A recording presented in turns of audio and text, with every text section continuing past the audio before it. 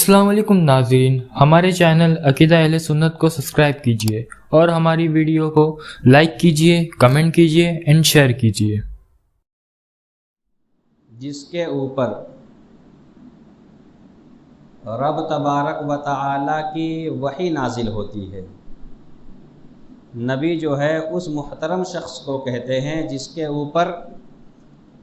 رب تبارک و تعالی کی وحی نازل ہوتی ہے۔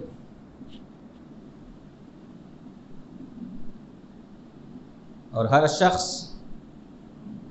یا کوئی بھی شخص اپنی محنت سے یا اپنی طاقت سے نبی نہیں بن سکتا۔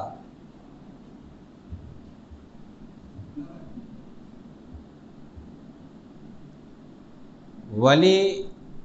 یا ابدال بھی اپنی طاقت و قوت سے ہر شخص نہیں بن سکتا۔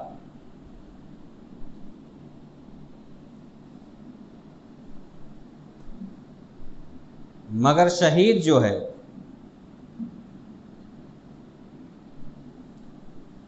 شہید بننا مشکل بھی ہے اور آسان بھی ہے۔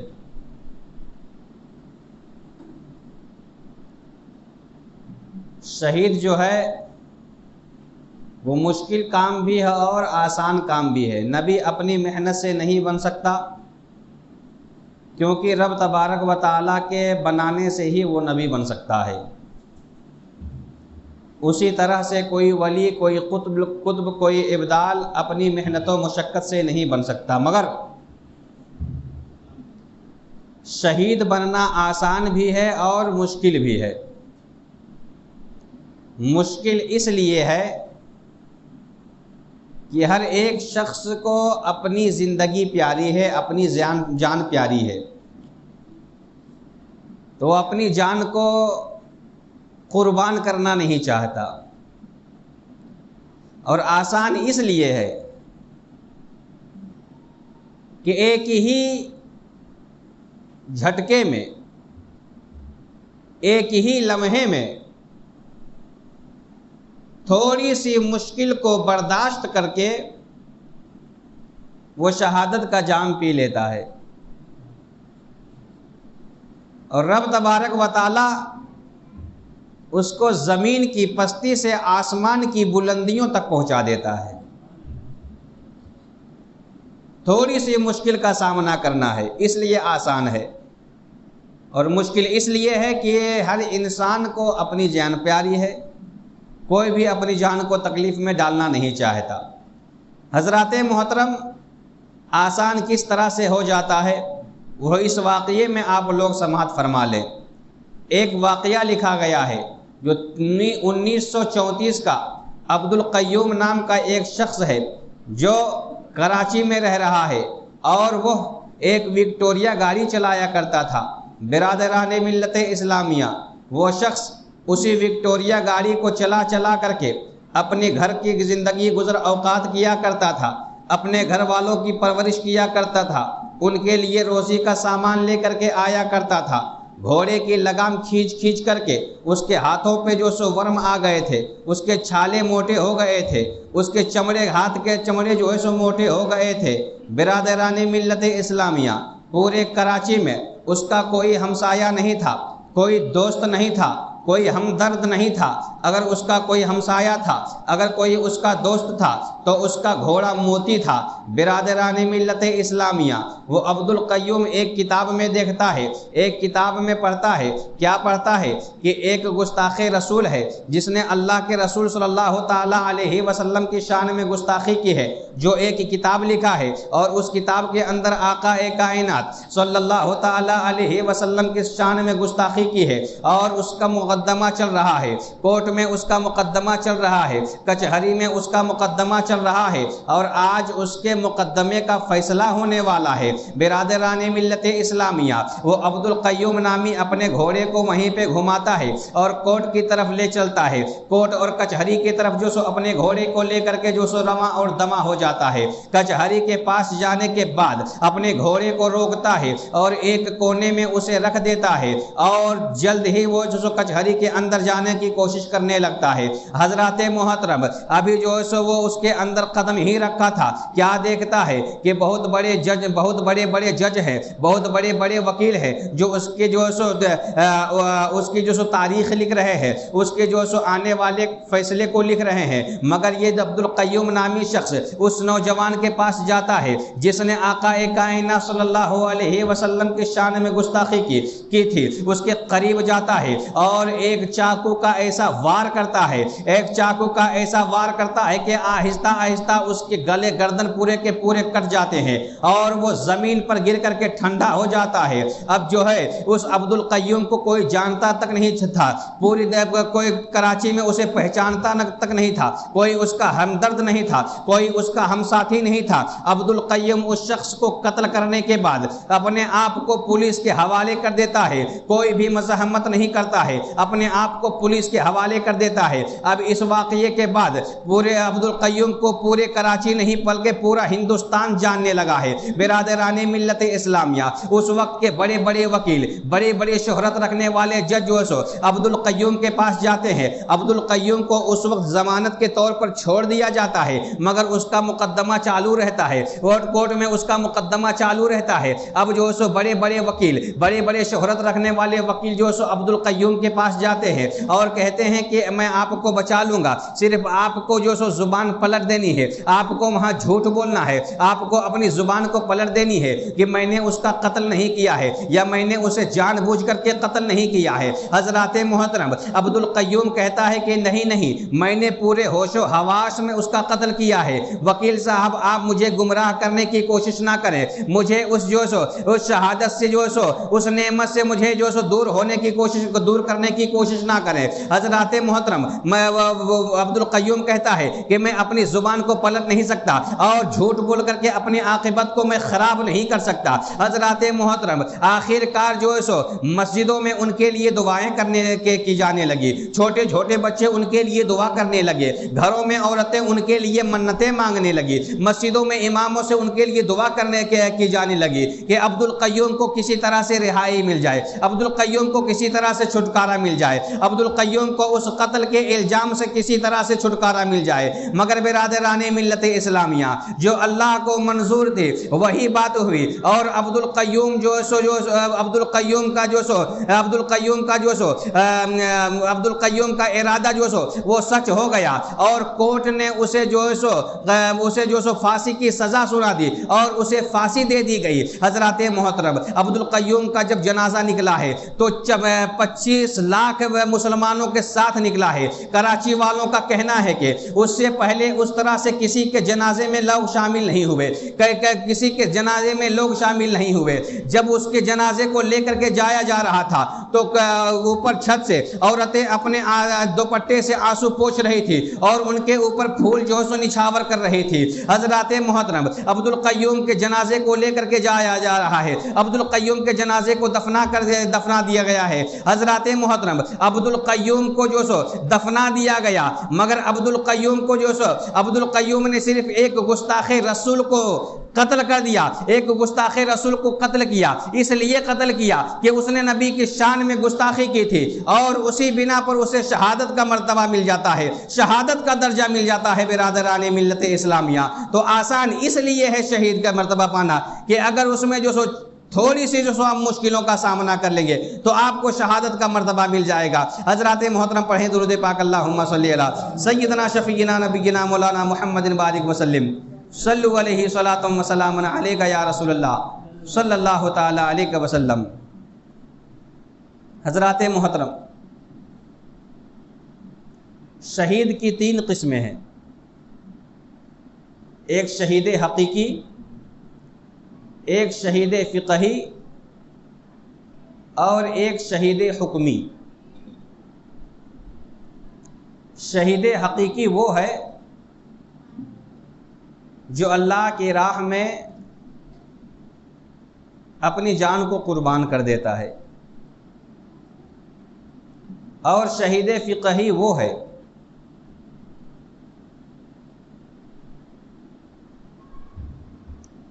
جو شخص ایکسیڈنٹ میں مارا گیا اسے کچل دیا گیا، ناحق اسے قتل کر دیا گیا، وہ شہید فقہی ہے۔ اور نہ ہی اس کو جب تکلیف دی گئی، جب اسے قتل کرنے کے لیے لے کے جایا گیا، اس کے بعد وہ دنیا سے کوئی جو ہے سو لذتیں حاصل نہ کیا ہو، یا کوئی ایسی چیز حاصل نہیں کیا ہوگا، تو وہ شہید فقہی ہے۔ اور شہیدوں کے بہت سارے مرتبے ہیں، بہت سارے درجات ہیں۔ اللہ کے رسول صلی اللہ تعالیٰ علیہ وسلم ارشاد فرماتے ہیں، ان تمام چیزوں کے علاوہ شہیدوں کے اور مرتبے ہیں، 7 ایسے مرتبے ہیں۔ جو شخص طاعون سے مر گیا وہ شہید ہے۔ طاعون ایک بیماری ہے، اگر اس بیماری سے مر گیا تو وہ شہید ہے۔ جو شخص ڈوب کر کے مر گیا وہ شہید ہے، یعنی دریا میں، سمندر میں، تالاب وغیرہ میں ڈوب کر کے مر گیا وہ بھی شہید ہے۔ جو شخص نمونیا کی بیماری سے مر گیا وہ بھی شہید ہے۔ جو شخص پیٹ کی بیماری سے مر گیا وہ بھی شہید ہے۔ جو شخص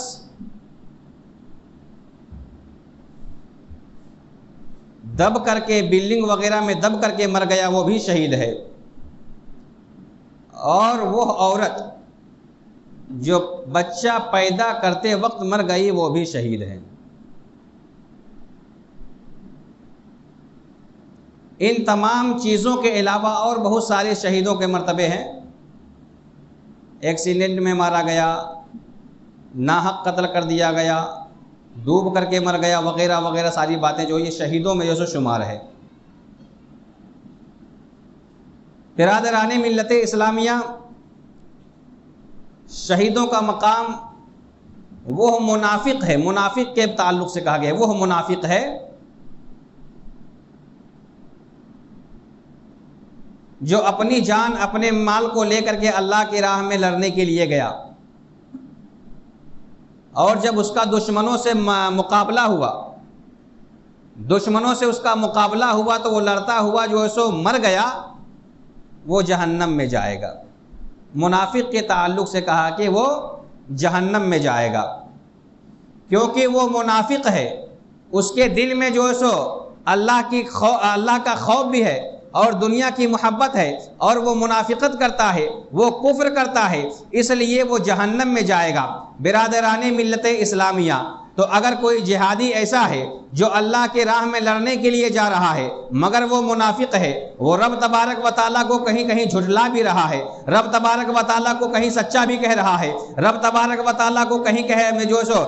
سچا کہہ رہا ہے، کہیں رب تبارک و تعالیٰ کی بات کو جھٹلا رہا ہے، اگر ایسا شخص جو ہے میدان جہاد میں جاتا ہے اور اس کا دشمنوں سے سامنا ہوتا ہے اور وہ قتل کر دیا جاتا ہے، پھر بھی وہ جہنم میں جائے گا۔ تو بلا تمثیل جو شخص جو ہے سو نبی کریم صلی اللہ تعالیٰ علیہ وسلم کے شان میں گستاخی کرتا ہے، اور گستاخی کرنے کے بعد جو ہے سو نمازیں بھی پڑھتا ہو، روزے بھی رکھتا ہو، حج و زکات بھی کرتا ہو، اور رب تبارک و تعالیٰ کے رسول صلی اللہ تعالیٰ علیہ وسلم کی شان میں گستاخیاں کرتا ہو، وہ بھی جہنم میں جائے گا، اس لیے کہ وہ آقا کائنات صلی اللہ علیہ وسلم کی شان میں گستاخی کر رہا ہے۔ جس طرح سے وہ جو ہے وہ منافق جو ہے رب تبارک و تعالیٰ کی بارگاہ میں جہاد کرنے کے لیے جا رہا ہے، اپنی قیمتی جان کو قربان کر دینے کے بعد بھی رب تبارک و تعالیٰ اسے جہنم میں دھکیل دے رہا ہے، اسی طرح سے آقا کائنات صلی اللہ علیہ وسلم کی شان میں گستاخی کرنے والا ایسے ہی ہوگا، کیونکہ وہ جو سو ہزاروں نماز پڑھ لے، ہزاروں سجدے کر لے، ہزاروں جان کو سو قربان کر لے، مگر اللہ کے رسول صلی اللہ علیہ وسلم کی شان میں جو تنکے برابر بھی جو سو ان کی شان میں اگر گستاخی کر لے تو رب تبارک و تعالیٰ نہ ہی اس کی نماز کو قبول کرے گا، نہ ہی اس کے سجدے کو قبول کرے گا، اسے بھی جہنم میں داخل کر دے گا۔ پڑھیں درود پاک، اللہم صلی علی سیدنا شفیعنا نبینا مولانا محمد بارک وسلم۔ صلو علیہ صلاۃ و سلام علیک یا رسول اللہ صلی اللہ تعالی علیہ وسلم۔ برادران ملت اسلامیہ، رب تبارک و تعالی قرآن مقدس میں ارشاد فرماتا ہے وَلَا تَقُولُوا لِمَنْ يُقْتَلُوا فِي سَبِيلِ اللَّهِ أَمْوَاتٌ بَلْ أَحْيَاءٌ وَلَكِنْ لَا تَشْعُرُونَ، یعنی جو لوگ اللہ کے راہ میں قتل کیے جائے انہیں مردہ نہ کہو بلکہ وہ زندہ ہیں مگر تمہیں خبر نہیں۔ اور دوسری جگہ رب تبارک و تعالی قرآن مقدس میں ارشاد فرماتا ہے وَلَا تَحْسَبَنَّ الَّذِينَ قُتِلُوا فِي سَبِيلِ اللَّهِ أَمْوَاتًا بَلْ أَحْيَاءٌ وَلَكِنْ لَا تَشْعُرُونَ، یعنی جو لوگ اللہ کے راہ میں قتل کیے جائیں انہیں مردہ گمان بھی نہ کرو، یعنی ان کے تعلق سے مردہ ان کو سوچو بھی مت، دل میں خیال بھی نہ لے کر کے آؤ کہ وہ مردہ ہو گئے ہوں گے، ہے نا، خیال بھی لانے کے لیے جو سو گمان کرنے کے لیے منع کر رہا ہے کہ مردہ گمان بھی نہ کرو بلکہ وہ زندہ ہیں، رب تبارک و تعالیٰ کے پاس وہ زندہ ہے، انہیں روزی دی جاتی ہے۔ برادران ملت اسلامیہ، یہ بات میں آپ لوگوں کو بتا بھی چکا ہوں، جب یہ آیت مقدسہ نازل ہوئی تو حضرت ابن مسعود رضی اللہ تعالی عنہ اللہ کے رسول صلی اللہ تعالی علیہ وسلم سے ارشاد فرماتے ہیں یا رسول اللہ صلی اللہ تعالی علیہ وسلم، اس آیت کے معنی کیا ہے کہ وہ اللہ کے پاس ہیں، انہیں روزی دی جاتی ہے، انہیں مردہ گمان بھی نہ کرو، تو اللہ کے پاس وہ کیسے ہیں؟ تو آقا کائنات صلی اللہ تعالی علیہ وسلم ارشاد فرماتے ہیں کہ شہیدوں کی روحیں سبز پرندے کے اوپر ہوتی ہے، سبز پرندوں میں ہوتی ہے، اور اس کے رہنے کے لیے عرش الہی کے نیچے قندیلین لٹکائی گئی ہیں۔ عرش الہی کے نیچے، یعنی اللہ کے گھر کے نیچے، عرش الہی کے نیچے قندیلین لٹکائی گئی ہے، اور وہ اسی میں رہتے ہیں، اور وہ اللہ کے مرضی سے جہاں چاہے گھوم پھر سکتے ہیں، جنت میں جہاں چاہے وہ آ جا سکتے ہیں، جدھر چاہے وہ ٹہل سکتے ہیں۔ حضرات محترم،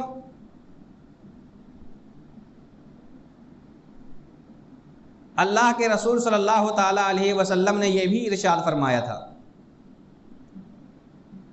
کہ شہیدوں کو قتل کے وقت صرف اتنی سی تکلیف محسوس ہوتی ہے جتنی ہم اور آپ کو چمٹی بھرنے اور چیوٹی کاٹنے کی تکلیف کو ہم اور آپ محسوس کرتے ہیں، اتنی سی ہی تکلیف ہوتی ہے۔ اور تکلیف اتنی سی کیوں ہوتی ہے؟ وہ اس لیے تکلیف ہوتی ہے، شہید حق سے وہ شہید سے وہ شہید حق مراد ہے جو اللہ اور اس کے رسول صلی اللہ تعالی علیہ وسلم کے محبت میں اپنی جان کو لے کر کے میدان جہاد میں گیا اور رب تبارک و تعالیٰ کے نام پر اپنی جان کو قربان کر دیا، تو اس کو صرف اور صرف اتنی ہی جو سو تکلیف محسوس ہوتی ہے۔ آپ نے جو سو واقعہ سنا ہوگا، مصر کا واقعہ ہے، حضرت یوسف علیہ السلام کا واقعہ ہے، جب حضرت یوسف علیہ السلام کی محبت میں حضرت زلیخا رضی اللہ تعالی عنہا مبتلا ہو گئی، جب ان کو لوگوں نے تانا مارنا شروع کیا، مصر کی جو سو پاک باز اور بڑے بڑے گھرانوں کی عورتوں نے حضرت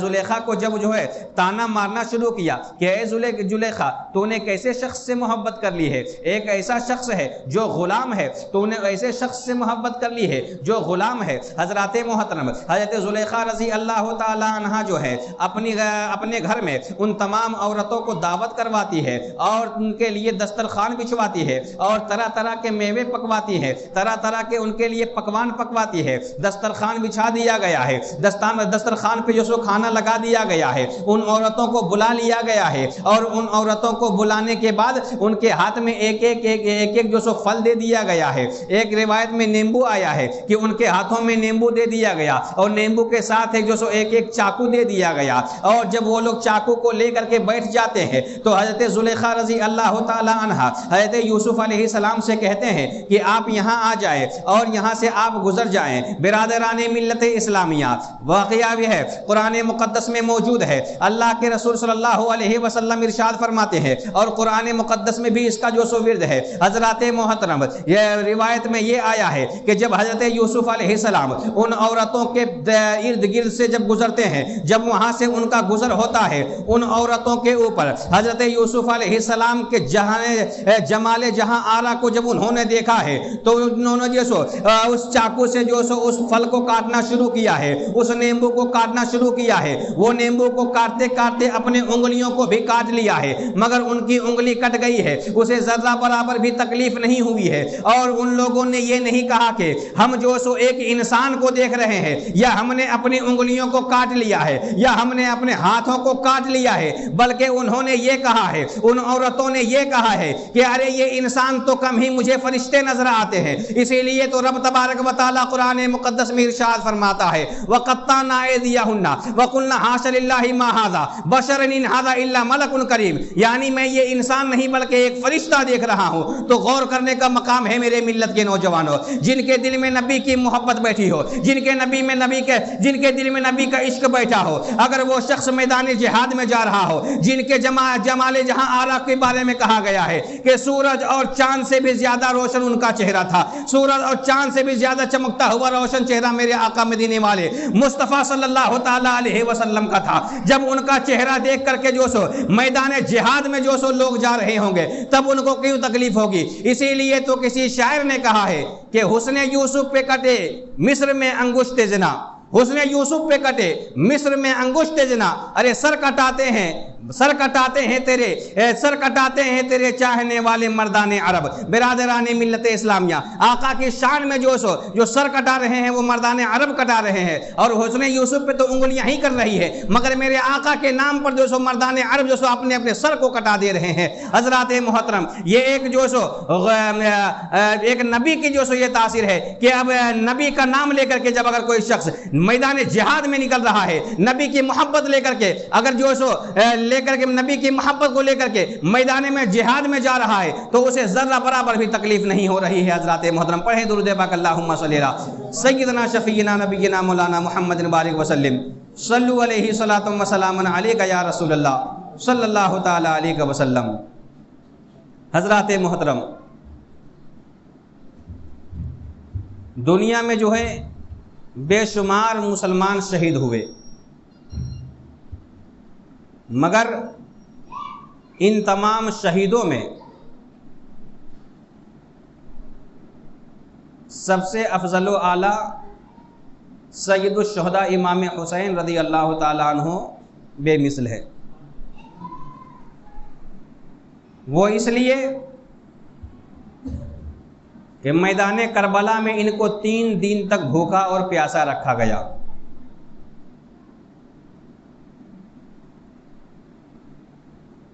और इनके अजीज़ो अकारिब और साथ ही साथ छोटे छोटे बच्चों को पानी की एक एक बूंद के लिए तरसाया गया।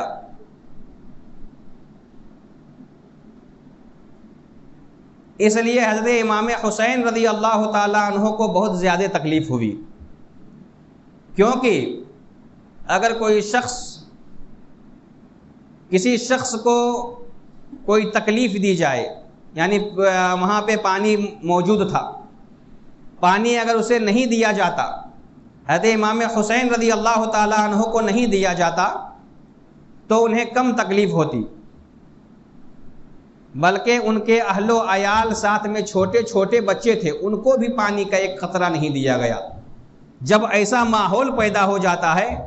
तो आदमी पागल हो जाता है। आप अपने गिरिबान में खुद झांक करके देख लें कि अगर आपका बच्चा किसी चीज़ के लिए जो सो तंग कर रहा हो, किसी चीज़ के लिए परेशान कर रहा हो, तो आप ये चाहते हैं कि अगर आसमान पर भी जाना पड़े तो मैं जा करके अपने बच्चे के लिए वो चीज़ लेकर के आऊँगा। मगर जो बच्चा पानी के लिए तड़प रहा होगा, تو امام حسین علی مقام رضی اللہ تعالی عنہ کے حالات کیسے ہوتے ہوں گے۔ حضرات محترم، دوسری بات یہ ہے کہ اگر وہاں پانی موجود نہیں ہوتا تو تکلیف کم ہوتی، مگر وہاں پانی کا بہتات ہے، تمام لوگ جو سو اس پانی سے فائدے اٹھا رہے ہیں، تمام لوگ اپنے استعمال میں لے کے آ رہے ہیں، انسان تو انسان، جانور بھی اسے سیراب ہو رہا ہے، مگر امام حسین علی مقام رضی اللہ تعالی عنہ کو اور ان کے اہل و عیال کو اور چھوٹے چھوٹے بچوں کو اس پانی کے ایک قطرے سے ترسایا جا رہا ہے۔ حضرات محترم، اور تیسری بات یہ ہے کہ تکلیف وہاں کم ہوتی اگر وہ غیر کوئی کرتا، مگر وہ اپنے تھے جو وہ بھی نماز پڑھ رہے تھے، وہ بھی سجدے کر رہے تھے، اور ان کے نانا جان محمد الرسول اللہ صلی اللہ تعالی علیہ وسلم کے اذان کو، محمد صلی اللہ علیہ وسلم کے نام مبارک کو اپنی اذان میں جو سو وہ لوگ بھی کہہ رہے تھے۔ اور برادران ملت اسلامیہ، حضرت عثمان غنی کے اوپر بھی پانی روکا گیا تھا، مگر حضرت عثمان غنی اپنے وطن میں تھے، مگر حضرت امام حسین رضی اللہ تعالیٰ عنہ وہ غیر وطن میں تھے، اپنے وطن میں نہیں تھے۔ اگر وہاں پہ کوئی رستم بھی ہوتا تو اپنے سر کو جو سو جھکا دیتا، اپنے گھٹنے ٹیک دیتا، مگر امام علی مقام امام حسین رضی اللہ تعالیٰ عنہ اسی جو سو بہادری کے ساتھ دشمنوں سے مقابلہ کرتے رہے اور اپنی جان کو قربان کر دیا، اور جان کو قربان کرنے کے بعد ان کی گردنیں اڑانے کے بعد ان کے اوپر گھوڑوں کو دوڑا دیا گیا۔ حضرات محترم، یہ شہید جو ہے سو بے مثل شہید ہے، اور امام حسین علی مقام نے اپنی جان کو قربان کر کے یزیدیت کو مردہ کر دیا اور اسلام کو مسخ ہونے سے بچا لیا۔ حضرات محترم، پڑھے درود پاک اللہم صلی علی سیدنا شفیعنا نبینا مولانا محمد بارک وسلم، صلو علیہ صلاۃ و سلام علیک یا رسول اللہ صلی اللہ تعالی علیہ وسلم۔ شہیدوں کا مرتبہ بہت زیادہ ہے، اور شہیدوں کے علاوہ جو آقا کائنات صلی اللہ علیہ وسلم کے عاشق ہوتے ہیں،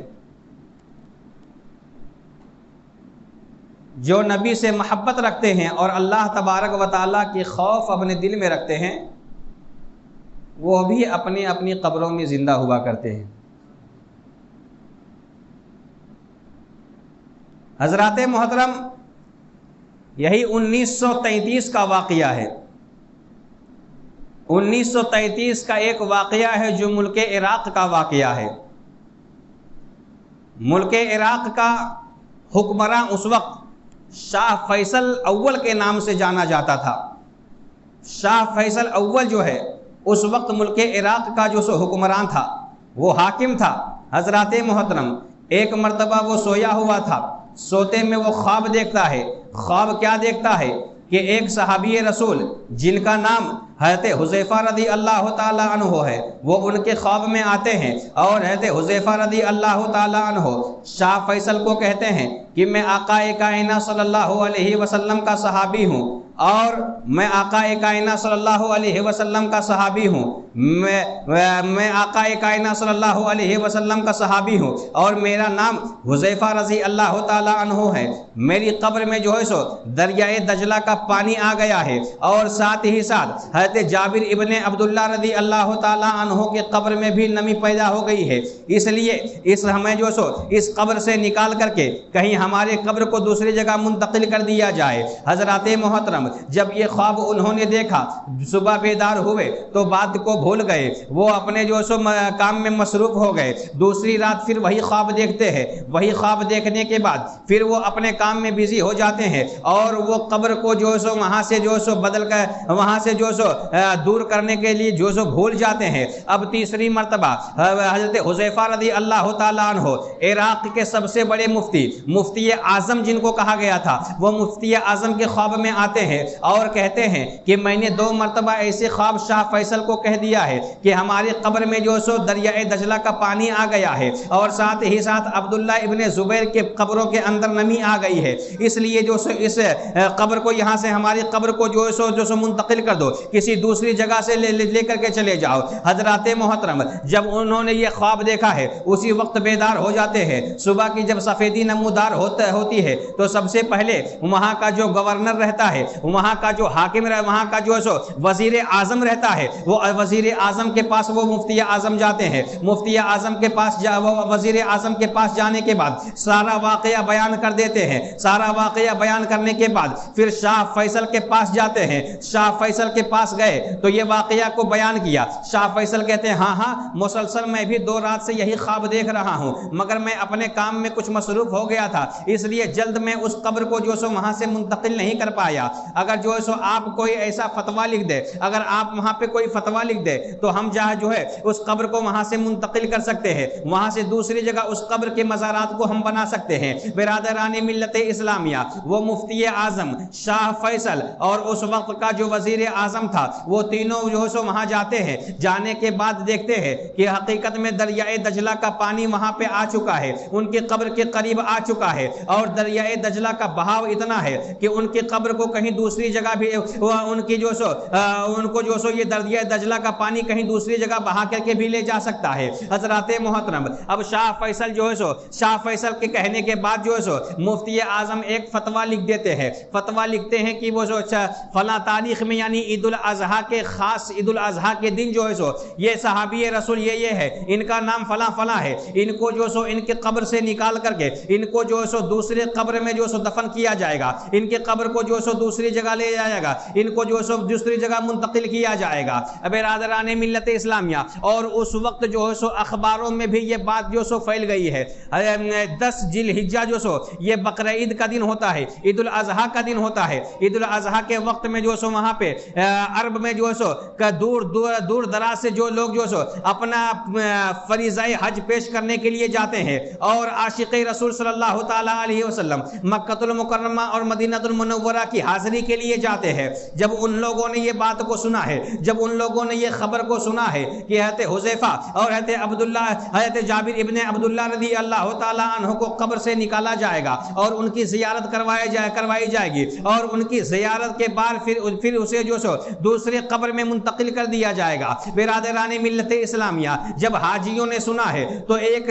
شاہ فیصل کے جو سو اور وزیر اعظم کی بارگاہ میں ایک جو سو خط لکھتے ہیں۔ وہ لوگ خط یہ لکھتے ہیں کہ ہم لوگ بڑے دور دراز سے آتے ہیں، عید الاضحیٰ کے دن ہم لوگ یہاں مکہ المکرمہ میں حج کے لیے رہیں گے، اگر یہ تاریخ کچھ دور ہو جائے، اس تاریخ کو اگر کچھ دیر بڑھا دیا جائے تو ہم بھی ان کی زیارت سے شرف حاصل کر لیں گے، ہم بھی ان کی زیارت کر لیں گے۔ حضرات محترم جب شاہ فیصل کے پاس یہ واقعہ پہنچا، یہ خط پہنچا ہے، تو اس کی تاریخ بڑھا دی گئی ہے، اور اس کی تاریخ بڑھا کر کے 20 ذی الحجہ کو کر دیا گیا ہے، اور پھر سے پورے جو سو عراق میں اعلان کر دیا گیا کہ عید الاضحیٰ کے دن کو عید الاضحیٰ کے دن کو جو سو پوسٹ پون کر کے اس کو آگے بڑھا دیا گیا ہے، اس کو جو سو آگے کھینچ دیا گیا اور 20 ذی الحجہ کو کر دیا گیا ہے۔ حضرات محترم جب 20 ذی الحجہ کا جو سو دن آتا ہے تو پورے دنیا کے جو سو پورے حج جو سو جتنے بھی حاجی وہاں حج کرنے کے لیے گئے تھے، پورے عرب کے لوگ جو سو وہاں موجود ہوتے ہیں، اور پورے عراق کے لوگ وہاں پہ موجود ہوتے ہیں۔ صبح کی سفیدی نمودار ہوتی ہے اور مسلمانوں کا ہجوم کا اکٹھا جو سو جمع ہو جاتا ہے۔ حضرات محترم اب جو ہے ان کی قبر کو جو سو کھودا گیا ہے، جب ان کی دونوں کے صحابہ کرام کی قبر کو کھودا گیا ہے تو لوگوں نے کیا دیکھا ہے کہ واقعی میں حضرت حذیفہ رضی اللہ تعالیٰ عنہ کی قبر میں پانی آ گیا ہے، اور حضرت جابر ابن عبداللہ رضی اللہ تعالیٰ عنہ کے قبر میں جو ہے سو پانی کی نمی آ گئی ہے۔ جب ان کو نکالا گیا ہے، کفن جو سو اسی طرح سے تر و تازہ ہے، اور ان کے بدن سے خوشبو آ رہی ہے، ایسی خوشبو آ رہی ہے، ایسی خوشبو ان لوگوں نے کبھی نہیں سونگھا تھا۔ تھا، ایسی خوشبو ان لوگوں نے کبھی دیکھی بھی نہیں تھی۔ برادران ملت اسلامیہ، جب ان کو قبر سے نکالا گیا ہے تو ان سے ایسی روشنی آ رہی ہے کہ آنکھیں تاب نہیں لا پا رہی ہے، ان کی آنکھیں چندھرا جا رہی ہے حضرات محترم۔ اور جب ان کو جو سو منتقل کرنے کے لیے وہ اسٹریچر لایا گیا تو لوگوں کا جو سو کہنا ہے کہ بڑا بھی عجیب و غریب واقعہ پیش آیا۔ جب اسٹریچر ان کے قریب لایا گیا تو کوئی بھی شخص ان کو ہاتھ نہیں لگایا، بلکہ جو سو حضرت حذیفہ رضی اللہ تعالی عنہ کی لاش جو سو خود بخود جو سو اسٹریچر میں جو سو چلی گئی، اور حضرت جابر رضی اللہ تعالی عنہ کی لاش بھی خود بخود جو سو اسٹریچر میں چلی گئی، اور ان دونوں کو تمام لوگوں کے سامنے جو سو اور ملک عراق کے بادشاہ شاہ فیصل اور اس وقت کے وزیر اعظم اور حضرت مفتی اعظم رضی اللہ تعالی عنہ کے موجودگی میں ان لوگوں کی لاش کو جو سو ایک شیشے کی تابوت میں بند کر کے دوسرے جو سو قبر میں منتقل کر دیا گیا۔ برادران ملت اسلامیہ، یہ آقا کائنات صلی اللہ تعالی علیہ وسلم کے غلاموں کا عالم ہے کہ 1300 سال گزر جانے کے بعد بھی ان کے کفن پر ایک داغ بھی نہیں آیا ہے، ان کے جسم پر ایک داغ بھی نہیں آیا ہے۔ اور بڑے تعجب کی بات یہ تھی کہ لوگوں کا کہنا یہ تھا کہ ان کے ریشہ مبارک اور ان کے داڑھی مبارک جیسے کہ ویسے ہی تھے اور ان کے بدن سے خوشبو آ رہی تھی۔ تو جب یہ غلاموں کا عالم ہے تو آقا کا عالم کیا ہوگا؟ جب یہ غلام زندہ ہے تو آقا زندہ کیوں نہیں ہوگا؟ اسی لیے تو اعلیٰ حضرت عظیم البرکت امام اہل سنت امام المحبت امام محمد رضا خان فاضل بریلوی ارشاد فرماتے ہیں، تو زندہ ہے واللہ، تو زندہ ہے واللہ، تو زندہ ہے واللہ، تو زندہ ہے واللہ، میری چشم عالم سے چھپ جانے والے، میری چشم عالم سے چھپ جانے والے۔ پڑھے درود پاک۔ اللہم صلی علی سیدنا شفیعنا نبینا مولانا محمد بارک وسلم، صلو علیہ صلاۃ و سلام علیک یا رسول اللہ صلی اللہ تعالی علیہ وسلم۔ برادران ملت اسلامیہ، رب تبارک و تعالی قرآن مقدس میں ارشاد فرماتا ہے، وَلَا تَقُولُوا لِمَنْ يُقْتَلُوا فِي سَبِيلِ اللَّهِ أَمْوَاتٌ بَلْ أَحْيَاءٌ وَلَكِنْ لَا تَشْعُرُونَ، یعنی اے لوگو، جو شخص اللہ کے راہ میں قتل کیے جائے انہیں مردہ نہ کہو، بلکہ وہ زندہ ہے مگر تمہیں خبر نہیں۔ اور دوسری جگہ ارشاد فرماتا ہے کہ جو شخص اللہ کی راہ میں قتل کیے جائے انہیں مردہ گمان بھی نہ۔ حضرات محترم، بل آئندہ دنوں کے لیے اور آنے والے دن کل کے لیے انشاءاللہ آپ لوگ آئیے اور عشاء کے نماز میں ہی آ جائیے۔ بہت سے ایسے جو ہیں آج جو ہے عشاء کے نماز کے بعد آئے، تو عشاء کے نماز کے بعد مت آئیے، اللہ کے گھر میں آ رہے ہیں، نماز بھی پڑھ لیں گے آپ، جو سو نماز بھی پڑھ لیں گے اور بیان بھی آپ کو سننے کے لیے ملے گا انشاءاللہ۔ کل سے جو ہے بھرپور انداز میں انشاءاللہ میں پوری تیاری کے ساتھ آؤں گا اور آپ لوگ بھی پوری تیاری کے ساتھ آئیں۔ وما علینا الا البلاغ۔ السلام علیکم ورحمۃ اللہ وبرکاتہ۔ آپ حضرات اور نہیں چلیے کھڑے ہو کر کے صلاۃ و سلام پڑھ لیں۔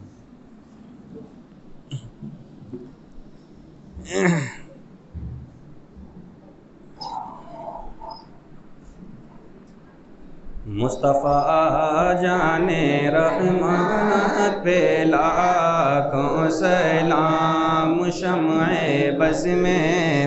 ہدایت پہ لاکھوں سلام، شہر یار رم تاجدار حرم، شہر یار رم تاجدار حرم، نوبہار شفاعت پہ لاکھوں سلام، مصطفیٰ جان رحمت پہ لاکھوں سلام، شمع بز میں ہدایت پہ لاکھوں سلام، میرے چرخے نبوت پہ روشن درود، میرے چرخے نبوت پہ روشن درود، گلے باغ رسالت پہ لاکھوں سلام، مصطفیٰ جان رحمت پہ لاکھوں سلام، شمع بز میں ہدایت پہ لاکھوں سلام، کربلا کی زمین اور امام حسین، کربلا کی زمین اور امام حسین، اس حسین ابن حیدر پہ لاکھوں سلام، مصطفیٰ جان رحمت پہ لاکھوں سلام، شمع بز میں ہدایت پہ لاکھوں سلام، مجھ سے خدمت کے قدسی کہیں رضا، مجھ سے خدمت کے قدسی کہیں رضا، مصطفیٰ جان رحمت پہ لاکھوں سلام، شمع بز میں ہدایت پہ لاکھوں الصلاۃ والسلام علیک یا رسول اللہ، الصلاۃ والسلام علیک یا حبیب اللہ، الصلاۃ والسلام علیک یا نورا من نور اللہ، وعلی آلک وصحابک یا شفیعنا یوم الجزاء، یا اللہ یا رحمان یا رحیم، دل مالکم مستقیم بحق ایاک نعبد و ایاک نستعین۔ پروردگار عالم، شروع سے لے کر اخیر تک جو کچھ بھی بیانات کیے گئے مولا، اس میں سننے اور سنانے میں کسی طرح سے کوئی غلطیاں، خامیاں، لغزشیں رہ گئی ہوں مولا تو اسے معاف فرما، اور اپنے فضل و کرم سے اور آقا کائنات صلی اللہ تعالیٰ علیہ وسلم کے صدقہ و توفیل سے ان چیزوں کو تو اپنی بارگاہ میں شرف قبولیت عطا فرما۔ پروردگار عالم، اس سب کا ثواب سب سے پہلے آقا نامدار مدینے کے تاجدار شہنشاہ باوقار جناب محمد رسول اللہ صلی اللہ تعالیٰ علیہ وسلم کے بارگاہ اقدس و ناہ میں نظر ہے مولا تو اسے قبول و مقبول فرما۔ پروردگار عالم، حضرت آدم علیہ نبینا علیہ الصلاۃ والسلام سے لے کر حضرت عیسیٰ علیہ السلام تک 1,24,000 کم و بیش جتنے بھی انبیاء کرام دنیا میں تشریف لائے ہیں مولا، تمام کے ارواح طیبہ کو نظر ہے مولا اسے قبول و مقبول فرما۔ پروردگار عالم، جملہ انبیاء کرام، صحابیات، تابعین، تبع تابعین، خلفائے راشدین، بزرگان دین، اولیاء کاملین، شہداء و صالحین، ازواج مطہرات رضوان اللہ تعالی علیہ مجمعین کے بارگاہ کو نظر ہے مولا اسے قبول و مقبول فرما۔ الہ العالمین، بالخصوص شہداء کربلا، شہید اعظم حضرت امام علی مقام، حضرت امام حسن و حسین، اور جتنے بھی شہیدان کربلا اور شہیدان اسلام ہیں مولا، تمام کے ارواح طیبہ کو نظر ہے مولا تو اسے قبول و مقبول فرما۔ پروردگار عالم، پیر پیرا میر میرا شاہ جینا شیخ عبد القادر جیلانی غوث پاک رضی اللہ تعالیٰ عنہ کے بارگاہ تک پہنچاتے ہوئے مولا اس سرزمین پر جتنے بھی اولیاء کرام بزرگان دین لیٹے ہوئے ہیں مولا، تمام اولیاء کرام بزرگان دین کے بارگاہ کو نظر ہے مولا اسے قبول و مقبول فرما۔ پروردگار عالم، اس محفل میں جتنے بھی حاضرین ہیں مولا، تمام کی حاضریوں کو قبول و مقبول فرما، تمام کے اٹھے ہوئے ہاتھوں کو اپنی بارگاہ میں قبول و مقبول فرما۔ پروردگار عالم، ہم تمام لوگوں کے خاندان سے اگر ہمارے لوگوں کے خاندان سے اتنے بھی مرحومین رخصت ہو گئے ہیں مولا، تمام مرحومین کو جنت الفردوس میں جگہ عطا فرما۔ پروردگار عالم، اپنے محبوبین کے صدقہ و توفیل سے ان کے گناہ صغیر اور گناہ کبار کو معاف عطا فرما، اور انہیں جنت الفردوس میں بہترین سے بہترین جگہ عطا فرما۔ پروردگار عالم، ہماری والدین کی مغفرت فرما، ہم تمام لوگوں کی مغفرت فرما۔ پروردگار عالم، ہم تمام لوگوں کو اس ماہ مبارک کا صدقہ عطا فرما، امام حسین کا صدقہ عطا فرما، ہم تمام لوگوں کو سچا اور پکا امام حسین کا عاشق بنا، آقا کائنات صلی اللہ علیہ وسلم کے بتائے ہوئے اسوہ حسنہ پر عمل کرنے کی توفیق رفیق عطا فرما۔ تجھے فضل کرتے نہیں الاختبار، نہ مایوس ہو تجھ سے امیدوار۔ ان اللہ وملائکتہ یصلون علی النبی یا ایہا الذین آمنوا صلوا علیہ وسلموا تسلیما۔ اللہم صلی علی سیدنا شفیعنا نبینا مولانا محمد بارک وسلم، صلوا علیہ صلاۃ و سلام علیک یا رسول اللہ۔ سبحان ربک رب العزت عما یصفون وسلام علی المرسلین والحمد للہ رب العالمین، بحق لا الہ الا اللہ محمد الرسول۔